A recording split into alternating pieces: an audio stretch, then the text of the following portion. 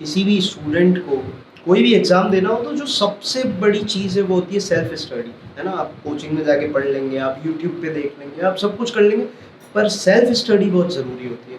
पर मैं कितनी बार देखता हूँ कि उसमें काफ़ी परेशानियाँ आती हैं इंसान को, वो सेल्फ स्टडी नहीं कर पाता है। तो उसमें आपको क्या लगता है, क्योंकि आज का टाइम एक कॉम्पिटिशन का टाइम है, तो किस तरीके से उसको मैनेज करेगा इंसान? सेल्फ स्टडी के बारे में जैसे आप कह रहे हो कि सेल्फ स्टडी बहुत वाइटल रोल प्ले करती है, तो बहुत ऑब्वियस है।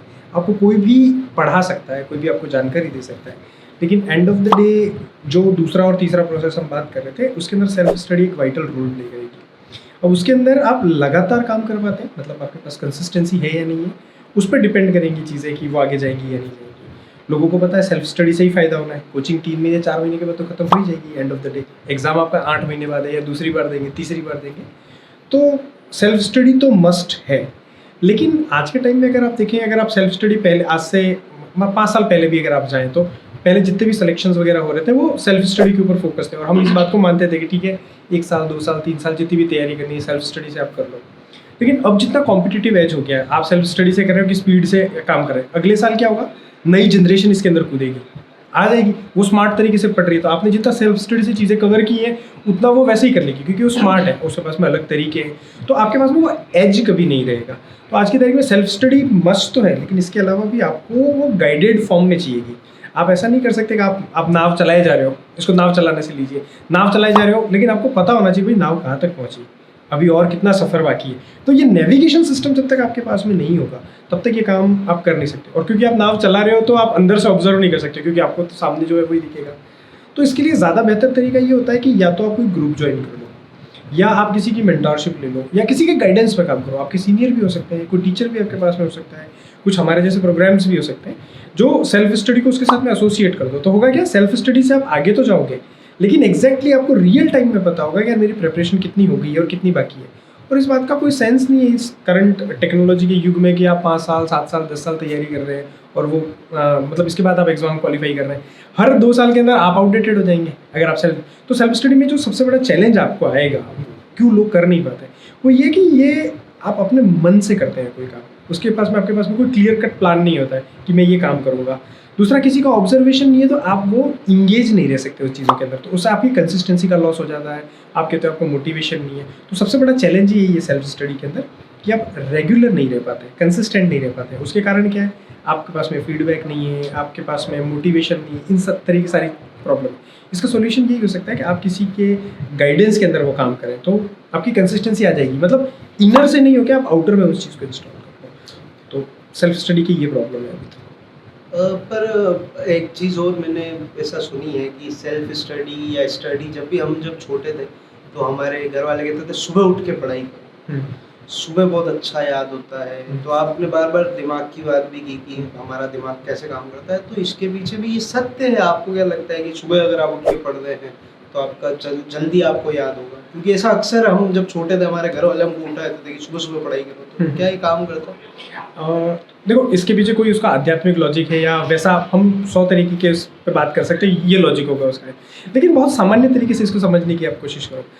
आपके पास में कोई भी व्यक्ति कोई बात कहेगा तो आपके दिमाग में उसका असर होगा।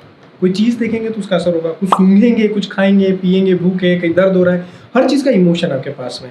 अब आप ये सोचिए कि आप सुबह 8 बजे से उठे हुए हैं और 4 घंटे आपने बिताए और 12 बज गई हैं अभी, तो आपने कितने इमोशंस लिए हैं? तो आपका दिमाग क्या कर रहा है, हर एक इमोशन पे काम कर रहा है। इसका मतलब हर जगह एनर्जी लग रही है। अब 12 बजे आप पढ़ने के लिए बैठे, तो ये अलग से एक काम है। क्या बात है, मतलब एक प्रॉपर सॉल्यूशन इस चीज़ का है। मतलब आपने जो आंसर दिया है ये चीज़ है सॉल्यूशन, वो इसी कारण से होता है, जेनेरिकली वो इसी तरीके से ऑपरेट होती है। अच्छा, बहुत सारे बच्चे पढ़ाई बीच में छोड़ देते हैं, पढ़ते हैं, मेहनत करते हैं, चाहे कंपटीशन एग्जाम की तैयारी हो, चाहे किसी भी तरह से वो पढ़ रहे हैं, कुछ भी कर रहे हैं, तो वो लोग कहते हैं ना कंसिस्टेंसी जो है वो रख नहीं पाते।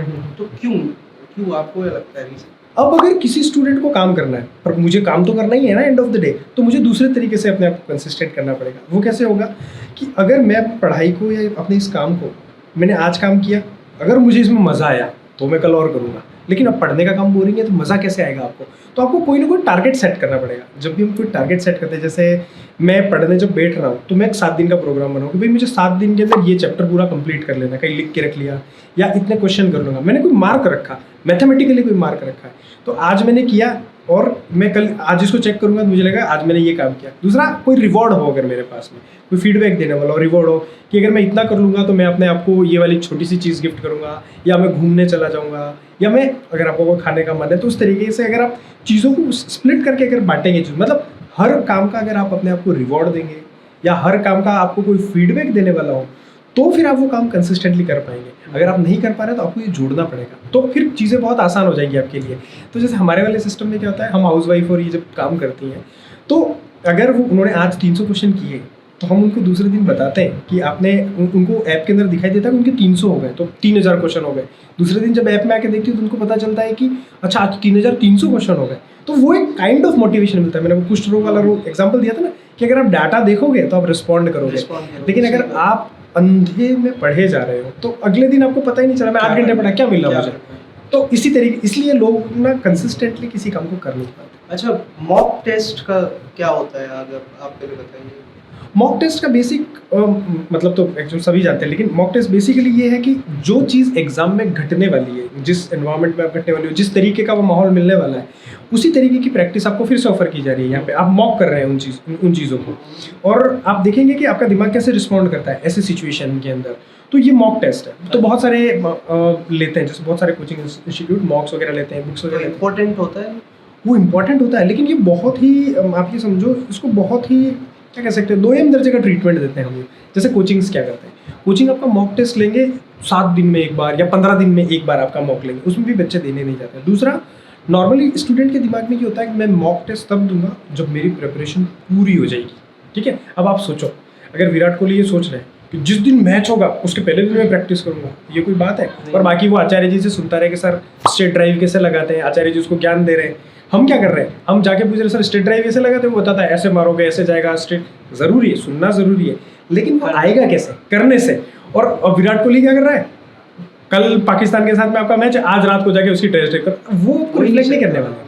तो ठीक वैसे मॉक टेस्ट को बहुत ही अंडर यूटिलाइज या बहुत ही इसकी वैल्यू नहीं की जा रही है, उतनी नहीं की जा रही है। जबकि होना क्या चाहिए, आप डे 1 से अगर पढ़ रहे हो ना, आप अपने हिस्से को बांट लो कि शुरुआत में जब आप पढ़ रहे हो तो 20% तो आप प्रैक्टिस पे फोकस करो और 80% पढ़ने पे फोकस करो। एक दिन जिस दिन पढ़ना खत्म हो जाए ना आपका, अब 100% आप प्रैक्टिस के ऊपर फोकस करने लगे। तो मॉक टेस्ट की बहुत ज़्यादा इंपॉर्टेंस है। मैंने बहुत कम समय के अंदर अगर एग्जाम इतने क्रैक किए थे, मेरे दोस्तों ने अगर क्रैक किए या अभी भी जो लोग क्रैक कर रहे हैं, उनमें सबसे बड़ा अगर कोई वाइटल रोल प्ले करता है तो वो मॉक टेस्ट। लक एक ऐसा फैक्टर है, कहते हैं ना कि अरे इसका लक था इसलिए ये इस कंपटीशन एग्जाम में पास हो गया, इसका लक था इसलिए ये IAS बन गया, RS बन गया। मतलब लोग मेहनत, मेरे को नहीं लगता पीछे की देखते, बहुत कम लोग देखते हैं। तो आपको क्या लगता है, लक मैटर करता है या मेहनत मैटर करता है? वीर भाई, अगर ये दोनों ही बातें सही हैं और ये दोनों ही बातें गलत हैं, पर उसका कॉन्टेक्स्ट अलग अलग होता है। लोग क्या करते हैं कि बात तो इधर की है लेकिन जोड़ उसमें देते हैं। जैसे अगर मैं आपसे पूछूं कि आइसक्रीम में क्या अच्छा है, तो आप कहोगे कि भाई इसकी जो मिठास है वो अच्छी है, लेकिन आप उसको मान लो कोई पाव भाजी उसके अंदर ही मिला लेंगे तो अच्छा लगेगा क्या? नहीं मिलेगा। आपको नहीं आइसक्रीम में वो मिठास अच्छी लगी, पाव भाजी में डाल दो उसको। दोनों का कॉन्टेक्स्ट बिल्कुल अलग है।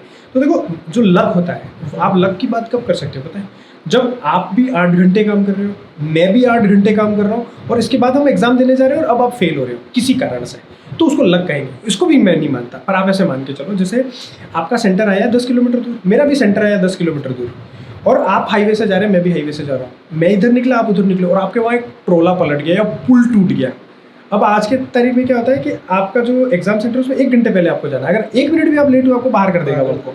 आप भाई साहब वहाँ से दौड़ के गए, अब वो ट्रक आपके हाथ में थोड़ी था, आपकी मेहनत का पार्ट तो था नहीं, आप वहाँ पहुँच ही नहीं पाए। लेकिन एंड ऑफ द डे 3 महीने बाद जब रिजल्ट आया तो आप बताओ, आप तो फेल हो गए ना। अब यहाँ आप लक को डिफाइन कर सकते हो, यार आपकी किस्मत खराब थी, ये लक का है। लेकिन अब मैं ये कह रहा हूँ कि भाई मैं और आप दोनों, आप 2 घंटे तैयारी कर रहे हो और मैं 8 घंटे तैयारी कर रहा हूँ, और अब आप 2 नंबर से भाई साहब 2 नंबर से हो कुछ भी हुआ, लेकिन आपके और मेरे लक का कोई फैक्टर नहीं। मैं मेहनत कर रहा हूँ तो मैं पास होऊंगा। लेकिन 90% केसेस के अंदर अगर आप सिनेरियो देखोगे ना, तो मेहनत और लक में मेहनत हमेशा हावी पड़ेगी। सिर्फ 1% 2% केसेस ऐसे रहेंगे, 10% मान लो आप चीज़ों को, जहाँ लक आपका रोल प्ले करेगा। प्रीवियस ईयर्स के जो क्वेश्चन पेपर होते हैं, जो सवाल होते हैं, वो सॉल्व करना कितना इम्पोर्टेंट होता है? क्योंकि बहुत लोग कहते हैं अरे वैसे सवाल वापस नहीं आएंगे, अब तो आ गए जो आने थे। पर बहुत लोग, मैंने देखा है, जो लोग मेहनत करते हैं वो लोग प्रीवियस ईयर के हमेशा पेपर सॉल्व करते रहते, सब करते रहते। आपको लगता है ये इम्पोर्टेंट है या नहीं? हाँ देखो, ये अगेन अधूरी है ये बात भी, मतलब इम्पोर्टेंट है, इसमें भी कोई डाउट नहीं है, लेकिन आप यही करोगे और पास हो जाओगे तो ये ज़रूरी नहीं है। इस बात को आप ऐसे समझिए, ह्यूमन ब्रेन पे वापस से बात करते हैं। लेट्स से मैं आपको ये कहूँ कि आपको मुंबई जाना और घूम के आना है, ठीक है। अब ये वेग है, आप गए, अब आपको पता ही नहीं क्या करना है मुझे, तो आप क्या करोगे, आप जाओगे कभी कोई चौपाटी चले जाओगे, कभी आप कोई किला देखने चले जाओगे, जिसने जो बताया आप वो कहोगे, आप उसको ऑप्टिमाइज़ नहीं कर पाओगे, पता ही नहीं चलेगा आपने टाइम, पैसा, आप कहाँ रुकना है, क्या करना है, कोई भी चीज़ आप मैनेज नहीं कर पाओगे। इसी जगह पे अगर मैं आपसे ये कहूँ कि आपको मुंबई जाना है, आपको चर्च गेट देखना है, आपको जो गेटवे ऑफ इंडिया है वो देखना है, आप चौपाटी पे जाना, आप ये वाली गुफाएं देखना, आप क्रूज़ लेना, आप ये लेना, मैंने आपको लिस्ट बना के 10 चीज़ें बता दी। अब क्या होगा, क्योंकि 10 चीज़ें आपको पहले से ही पता है मुझे ये 10 चीज़ें करनी है, तो आपका दिमाग एक्चुअली क्लियर है, टारगेटेड। अब क्या करोगे, आप पैसे भी उस हिसाब से अपनी जेब में रखोगे, आप अपनी चीज़ें भी उसी हिसाब से प्लान करोगे, और आप उस चीज़ को एग्जीक्यूट भी करोगे, तो आप अपने टाइम का सबसे ज़्यादा यूज़ कर पाओगे। तो दोनों ही केस में आप मुंबई गए, दोनों ही केस में आपका पर्पज़ था कि आपको घूमना है, लेकिन पहले में क्लैरिटी नहीं थी, वेगली थी। अब इसको प्रिपरेशन से जोड़ के देखो, मैंने आपको एक किताब दे दी, भाई साहब ये रीड, मेंस की तैयारी करो और पढ़ो। अब आपको कुछ नहीं पता है क्या करना है, तो आप क्या करोगे, ये किताब उठाओगे, ऐसे पलटोगे, फिर पलटोगे, थोड़े दिन रख दोगे, फिर आपका दोस्त नई किताब लाएगा, वो लेके आ जाओगे, फिर कोई तीसरी किताब लेके आओगे, फिर कोई वीडियो देखने चल जाओगे।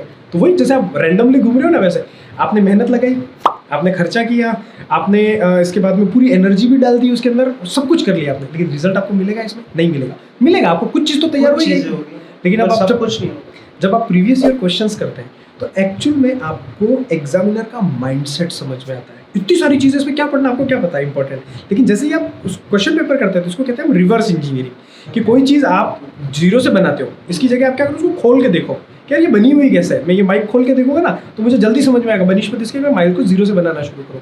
तो जब आप प्रीवियस ईयर क्वेश्चन पेपर करते हो तो आपको ये समझ में आता है कि अच्छा, सिंधु घाटी सभ्यता से इन्होंने 25 क्वेश्चन पिछले प्रीवियस ईयर क्वेश्चन में पूछे हैं, ओके ये इंपॉर्टेंट है क्या। अब आप किताब में पढ़ो तो आपको एकदम समझ में आएगा, क्यों, आपको पता है चर्च गेट जाना था, तो आप प्लान भी करोगे, आप नोट्स भी उसी हिसाब से बनाओगे। तो प्रीवियस ईयर क्वेश्चन पेपर आपको फ़ायदा देते हैं एक। अब आपको ये पूरी तरीके से फ़ायदा क्यों नहीं देते हैं, इसके पीछे वजह ये है कि लेट्स से कोई एग्जाम हुआ तो कितनी बार वो एग्जाम हो गया होगा। प्रीवियस ईयर क्वेश्चन पेपर मैंने रीड का दिया तो पिछले 10 साल में 3 बार परीक्षा हुई है उसकी, ठीक है, तो 300 क्वेश्चन मिलेंगे आपको। लेकिन